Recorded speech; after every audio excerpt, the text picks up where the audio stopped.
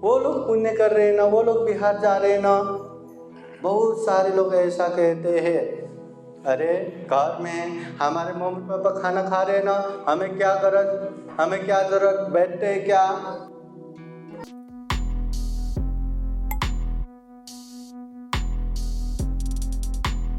महाकारुणिक तथागत भगवान बुद्ध धम्म संघ को त्रिवार वंदना। परम पूजनीय बोधिसत्व डॉक्टर बाबा साहब अम्बेडकर आज के विशेष ऑनलाइन बौद्ध धम्म परिषद में उपस्थित पूजनीय भिक्षु संघ धम्म परिषद के उद्घाटक पूजनीय प्राध्यापक डॉक्टर एम सत्यपाल महाथेरो बंते जी, विशेष धम्म देशना के रूप में उपस्थित पूजनीय भिक्षु अनुद्र थेरो, पूजनीय भिक्षु बोधिरत्न, पूजनीय भिक्षु मंगल बोधि, सामनेर अत्यदीप। अभी हम ऑनलाइन बौद्ध धम्म परिषद के अंतिम समय में आ गए। सर्वप्रथम आज जो 25वां वर्षावास परिपूर्ण उपलक्ष्य में आयोजित यह ऑनलाइन 7वीं बौद्ध धम्म परिषद है। बौद्ध धम्म परिषद में उपस्थित संपूर्ण भिक्षु संघ, श्रामणेरगण और उपासक उपासिकाएं सबके प्रति कृतज्ञता व्यक्त करते हैं। अभी धम्म परिषद के अध्यक्ष के रूप में थोड़ा सा धम्मवाणी आप लोगों को बताता हूँ। महाकारुणिक तथागत बुद्ध कहते हैं, तुम में ही कि चंगाटपो अखा तारो तथागता। बुद्ध केवल राह दिखाता है, बुद्ध केवल रास्ता बताता है, चलना हमें ही है। कितना भी धम्म की बातें जान लो, सीख लो, पाठ करके रख लो, कंठस्थ करके रख लो, मगर वो धम्म में चलेंगे नहीं, वो धम्म का अभ्यास करेंगे नहीं, तो ये धम्म हमारा कल्याण करने वाला नहीं है। खूब मेहनत करके अनेक परिकार बनाया, अनेक स्वादिष्ट खाना बनाया, मगर हम उसे खाएंगे नहीं, केवल देखते रहेंगे, तो वो खाना हमारे लिए कोई कल्याण के नहीं। इंसान बहुत प्यासे है, खूब प्यास लगा है और पास में गंगा बह रहे हैं, पर वो गंगा में उतरेंगे नहीं, खुद हाथ डाल के पिएंगे नहीं, वो गंगा खुद ब खुद हमारे मुंह पे आने वाला नहीं है। बुद्ध के धम्म गंगा बह रहा है और हम ऐसे दुर्लभ जीवन, ऐसे मनुष्य जीवन में है कि वो धम्म गंगा को हम जान सकते हैं, पहचान सकते हैं, उसे ग्रहण कर सकते हैं, उसे पालन कर सकते हैं, जीवन धन्य बना सकते हैं। ऐसे बहुत सारे प्राणी हैं, बहुत सारे क्या, मनुष्य छोड़ के बाकी कोई भी प्राणी तथागत बुद्ध के धम्म को जान नहीं सकता, सुन नहीं सकता, समझ नहीं सकता, अभ्यास नहीं कर सकता।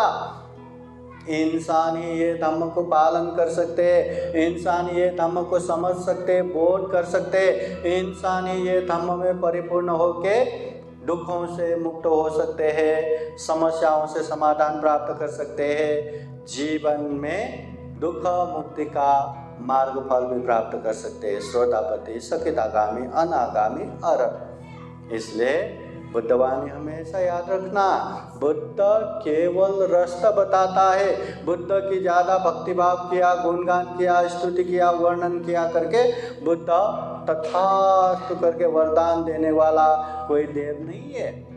खूब मैत्री करुणा पूर्वक बुद्ध ने जो ज्ञान जान लिया, जो ज्ञान में परिपूर्ण हुआ, जो ज्ञान प्राप्त करके अरहत हुआ, निर्वाण प्राप्ति हुआ, सम्यक संबुद्ध हुआ, वो ज्ञान हमें भी अच्छे से बताया है। जिसने ये धम्म को जाना, समझा, अभ्यास किया, वो लोग दुख मुक्त भी हो गए। ऐसे एक नहीं, 100 नहीं, 1000 नहीं, लाखों करोड़ों लोगों ने बुद्ध के वो ज्ञान मार्ग पे चल के अपने जीवन को धन्य बनाया, दुख मुक्त निर्वाण भी प्राप्त किया।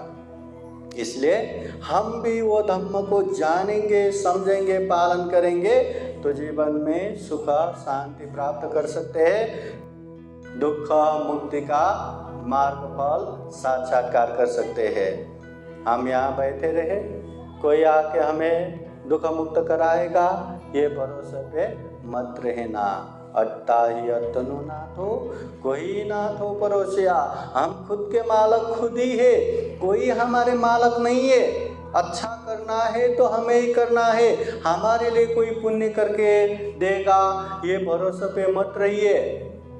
बहुत सारे लोग, हाँ मेरे घर के लोग बिहार जाते हैं ना, तो मला काय गरज, मुझे क्या ज़रूरत है बिहार जाने के लिए। हमारे मम्मी जाते हैं, हमारे पापा जाते हैं, हमारे दादा जाते हैं, हमारी दादी जाती है, वो लोग पुण्य कर रहे हैं ना, वो लोग बिहार जा रहे हैं ना। बहुत सारे लोग ऐसा कहते हैं। अरे घर में हमारे मम्मी पापा खाना खा रहे हैं ना, हमें क्या गरज, हमें क्या ज़रूरत, बैठते हैं क्या? नहीं, मम्मी पापा खाए, दादा दादी खाए, कोई भी खाए, खुद को भी खाना रहता ही है। उसी तरह सुख शांति चाहिए तो पुण्य भी हमें ही करना है। बच्चे बच्चे हो, बड़े हो, बूढ़े हो, हर किसी को पुण्य करना चाहिए। पुण्य बोले तो अपने अपने कर्तव्य पालन करना, शरीर वाणी मन से अच्छा बोलना, कम से कम गलत न बोलना, गलत न करना, गलत न सोचना। ऐसे कुशल कर्म तो हर किसी को करना चाहिए। ऐसा थोड़ी ना है कि ये तो बूढ़े होने के बाद ही करना है, ये तो रिटायर होने के बाद ही करना है, ये तो दादा दादी का काम है, हमारा नहीं, हम जिएंगे फिर बाद में करेंगे। जिएंगे मतलब क्या? भरपूर पाप करेंगे, भरपूर अकुशल करेंगे, फिर बुढ़ापे में पुण्य करते रहेंगे, भजन कीर्तन करते रहेंगे। हाँ, इसलिए याद रखना, ये बुद्धवाणी है, जीवन में सुख शांति चाहिए तो पुण्य हमें करते रहना है। और बुद्ध कहते हैं पुण्य करो, बार बार करो, पुण्य करने से जीवन में उच्चतम महान सुख शांति मिलेगा। इसलिए हमें पुण्य करते जाना है और एक तरह से पुण्य का माहौल भी बनाते रहना है। वो माहौल बनाने के लिए ही बिहार आना है। बिहार में आया तो यहाँ आने वाला हर कोई पुण्य करने वाला ही रहता है। या तो वो दान देता रहेगा, या तो शील पालन करता रहेगा, या तो ध्यान करता रहेगा। यहाँ के अनेक तरह से गप्पे लगाने के लिए आते हैं क्या? अनेक तरह से निंदा चर्चा करने के लिए आते हैं क्या? नहीं, ये विहार है, बुद्ध धम्म संघ का केंद्र है। इसलिए बिहार आते रहना चाहिए, धम्म का माहौल बनाते रहना चाहिए। धम्म के माहौल में आएंगे तो ज़्यादा न सही थोड़ा थोड़ा तो दान दे ही देंगे, ज़्यादा न सही थोड़ा थोड़ा शील तो पालन करते रहेंगे, ज़्यादा न सही थोड़ा थोड़ा ध्यान साधना तो करते रहेंगे। और वही थोड़ा थोड़ा बढ़ते जाएंगे। एक दिन ऐसा भी आएगा हम खूब श्रद्धा चित्त से, त्याग चित्त से दान दे रहे होंगे, खूब श्रद्धा से हर दिन अखंड रूप से शील पालन कर रहे होंगे, और खूब श्रद्धा से प्रज्ञा चित्त से ध्यान साधना कर रहे होंगे। तो माहौल बनाना है, पुण्य का ऐसा माहौल बनाओ। हम पुण्य करेंगे तो हमारे अपनों के लिए भी पुण्य का माहौल बने, और वो पुण्य करेंगे तो हमारे लिए भी पुण्य का माहौल बने। ऐसे पुण्य का माहौल बार बार बनाना है। इसलिए उपासक उपासिकाएं अपने अपने घर में भी हुआ तो महीने में एक बार, या 2 महीने में एक बार, या 3 महीने में एक बार अपनी अवस्था, क्षमता और सारे चीज़ को ध्यान में रखते हुए ऐसे धम्मदेशना, बुद्ध आशीर्वाद का कार्यक्रम करते रहना है। घर में करेंगे तो एक जन नहीं, सारे परिवार के लोग सुनेंगे, सहभागी बनेंगे, सारा का सारा धार्मिक बनेंगे। नहीं तो ऐसा भी रहता है, घर के एक उपासिका बिहार आते, वो श्रद्धावान है, वो दान देता है, वो शील पालन करता है, वो ध्यान करता है, मगर घर के सारे लोगों में श्रद्धा ही नहीं, तो हमेशा चिड़चिड़ करता है। दान देता है तो अरे इतना कैसे दान दिया, क्यों दान दिया, शील पालन कर रहा है तो क्या ज़रूरत है, शील पालन करने की ध्यान साधना कर रहा है तो क्या ज़रूरत है। ऐसे रोकने वाला टोकने वाला परिवार हुआ तो कितना दुख होता है, पता है। इसलिए वो परिवार पे धार्मिक रहा तो सोचिए अगर आप घर में भोजन दान देना चाहते हो, नाम लेते हाँ हाँ हाँ लौकर करो, लौकर लौकर, जल्दी करेंगे जल्दी करेंगे। शील पालन करेंगे तो हाँ हाँ, पंचशील नहीं, हम उपोषित शील पालन करें, हाँ अष्टशील पालन करेंगे। ध्यान करेंगे तो हाँ हाँ हर दिन हम यहाँ ध्यान करेंगे और ध्यान शिविर में भी जाएंगे। वो धम्म का माहौल, तो धम्म का माहौल बनाने के लिए हमें बार बार बार बार पुण्य करना है। अभी थोड़ा थोड़ा करेंगे, वही थोड़ा थोड़ा और बढ़ता जाएगा और बढ़ता जाएगा। बूंद बूंद मिलके घड़ा भर जाता है। थोड़ा थोड़ा पुण्य भी बहुत बड़े सुख शांति का कारण बनता है। इसलिए कभी भी ये नहीं सोचना कि थोड़ा सा दान कैसे दूं, मैं एक ही बार में ज़्यादा दूंगा। थोड़ा सा शील कैसे पालन करूं, मैं एक ही बार में अष्टशील और 10 शील पूरा पालन करूंगा, ऐसा करूंगा करूंगा करूंगा करके नहीं रखना। अपने क्षमता, अपने कैपेसिटी को देखते हुए जितना हो करते जाना है, करते जाना है।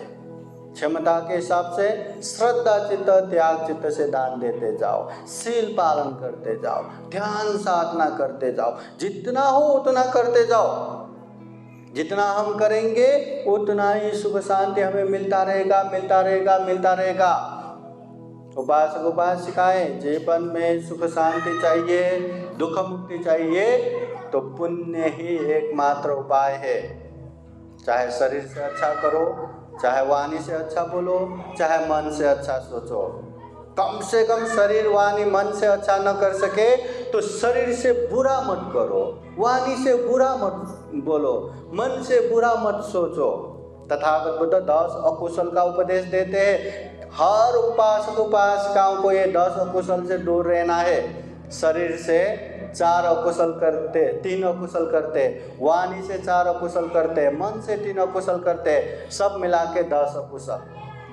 शरीर से 3 अकुशल क्या क्या करते हैं? पानातिपाता प्राणी हिंसा करते हैं, अतिना दाना चोरी करते हैं, कामेषु मिथ्याचारा काम मिथ्याचार व्यभिचार करते हैं। ये शरीर द्वारा करने वाला अकुशल है, इससे दूर रहो।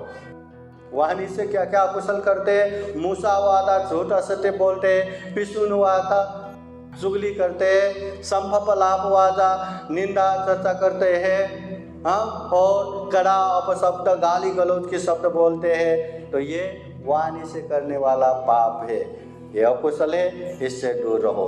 और मन से हाँ, अभिजा व्यापाद मिथ्या दृष्टि, ये लोभ रखते हैं, द्वेष रखते हैं, मिथ्या दृष्टि बनते हैं, गलत धारणा रखते हैं, ये मन से करने वाला अकुशल है, इससे दूर रहो।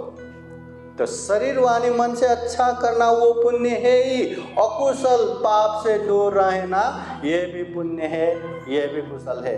इसलिए हर दिन हमेशा याद रखना कि मैं शरीर से पाप तो नहीं कर रहा हूँ, वाणी से पाप तो नहीं बोल रहा हूँ, मन से पाप तो नहीं सोच रहा हूँ, ये ध्यान रखना है। बुद्ध के वाणी सारा का सारा पढ़ के हाँ, ये दिमाग में रख के बोझ की तरह लेना, ये बुद्ध धम्म नहीं है। थोड़ा ही क्यों न हो धम्म जानो, सीखो, पालन करो, यही धम्म है। इसलिए बुद्ध हमेशा कहते हैं कि धम्म को नाव समान उपदेश देता हूँ। तथागत बुद्ध कहते हैं, बुद्ध नाव समान धम्म का उपदेश देते हैं। जिस तरह नाव का काम क्या है? एक नदी के किनारे से दूसरे नदी के किनारे में पहुंचाना। उसी तरह धम्म का काम क्या है? ये दुख है, दुख मुक्ति तक पहुंचाना। ये समस्या है, समाधान की तरफ पहुंचाना। जीवन में अनेक अनेक दुख है, कष्ट है, पीड़ा है, तो ऐसे दुख कष्टों से मुक्त होने के लिए ये धम्म है। केवल धम्म को ग्रहण करके, केवल धम्म को हाँ ये अपने कांधे पे उठा के केवल विजयेशो विजयेशो हाँ विजय हो करके चिल्लाने से हम दुख मुक्त नहीं होते। हमें वो धम्म का लाभ नहीं मिलता, उसके लिए पालन करना ही है। इसलिए सबसे पहला हमें बुद्धवाणी सुनना है, बुद्ध के उपदेश जानना है। दूसरा, जो जो बुद्धवाणी अच्छे से अच्छे धम्म हम जानते हैं, सुनते हैं, उसे पालन करना है, उसे अभ्यास करना है। तीसरा, जो अच्छे धम्म को जान के पालन करेंगे उसका अच्छा परिणाम भी आएगा। तो बुद्ध के भाषा में कहते हैं उसको परियति धम्म, प्रतिपत्ति धम्म, प्रतिवेद धम्म। तो ये जो भी हम पूजनीय भिक्षु संघ का ये धम्म देशना हो रहा है, जो भी धम्म देशना सुन रहे, बुद्धवाणी सुन रहे, ये पहला सीढ़ी हो गया परियति धम्म।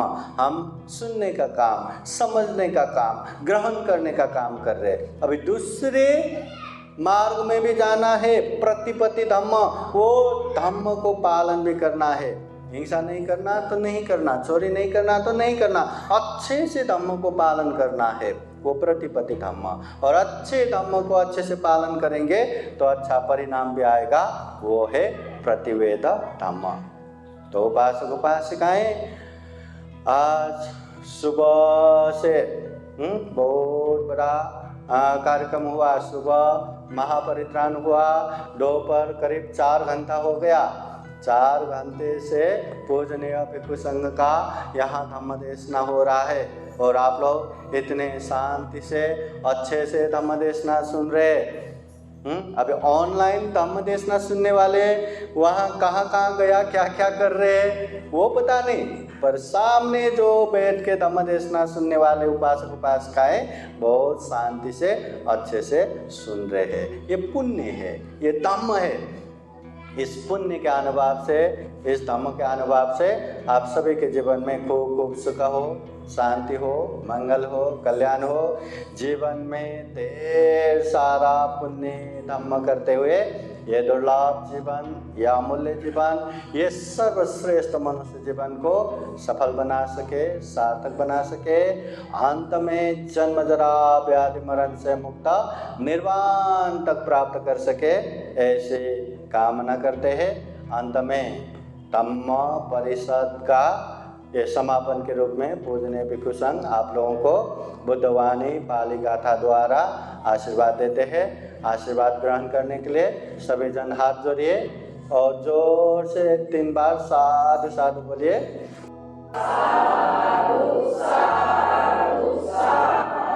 सबे देव विवाजान्तो सब रोगो विनाशतो माते भवतु अंतरायो सुखी दीर्घायुको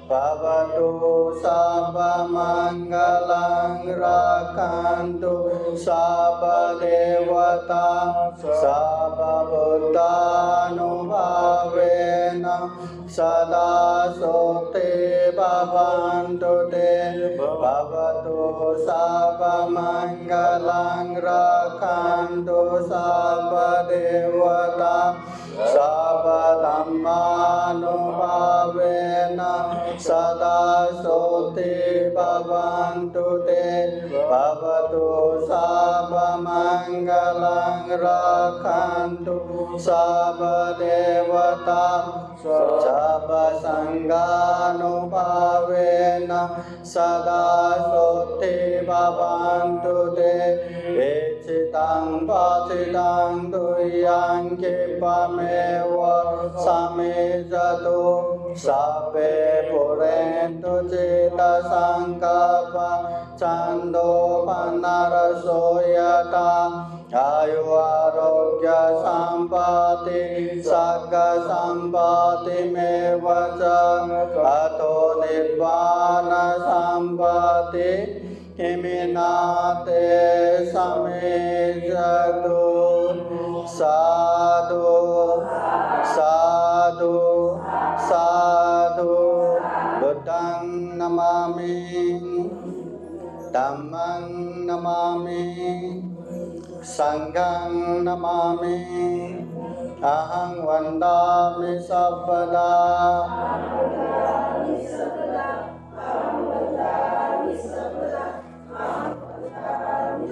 सबका मंगल हो, सबका कल्याण हो, सुखी हो, सुखी हो, सुखी हो। आज का ये ऑनलाइन बौद्ध धम्म परिषद यही समापन होता है। साधु साधु साधु।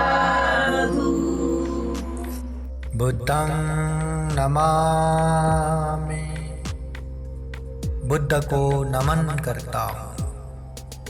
धम्मं नमामि, धम्म को नमन करता हूँ।